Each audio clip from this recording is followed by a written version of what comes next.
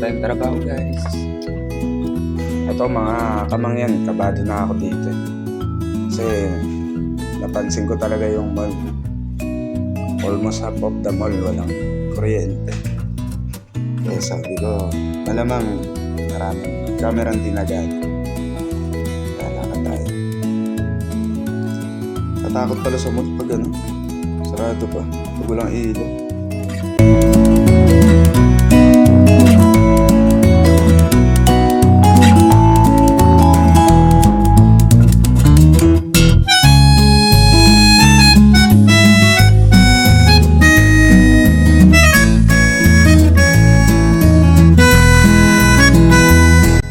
Buksan na natin yung control room.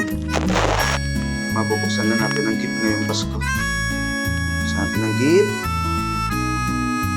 Ayos, gumagana ang ating mga machine. Yung VR. Check natin ang monitor. Boom, na-surprise ang mga yan. Daming camera hindi gumagana. So, sakit na naman ang ulo ng mga yan dito.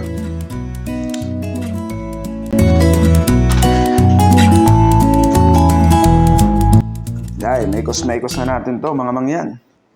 Check na natin kung kuryente ba talaga naging problema kaya hindi gumagana ang camera. So ang first idea natin dyan ang ginagawa ko kasi is i-check ko yung record kung sabay-sabay ba sila ng halos 1 minute or 3 minutes lang yung pagitan nila. Nabigla pag-stop na hindi pagana. Kung ganun kasi malamang power supply yan. Yung electrical power niya nawala. Pero kung hindi siya sabay-sabay, dahil sa sobrang ulan yan, kaya sira. Check na natin ang record. Sumasakit na yung ulo ko dito. Kasi ang dami itong camera nito, more than 200. Tawagan ko na yung electrical para ma-check. Tara mga kamangyan, samahan nyo ako.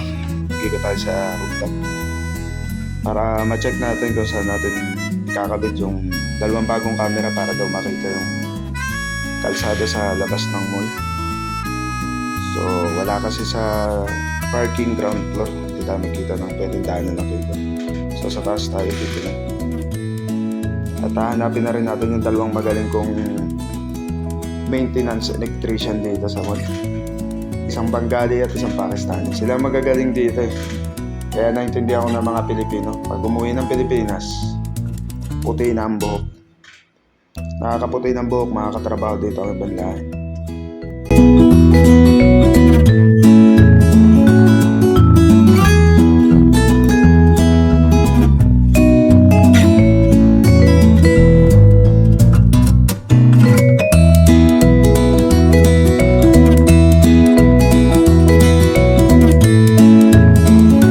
Ito nga pala yung ano, gusto kong palagyan ng amo ko ng camera yan. Gusto nga makita kasi yung area, yung baba.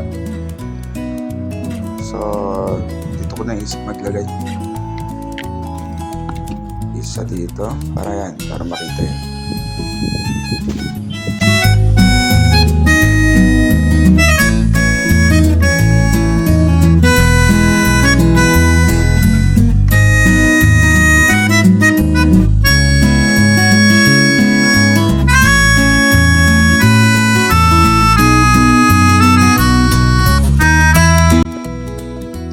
Isa rin dito sa area to. Kalipas na isang oras, nakita na natin yung electrician.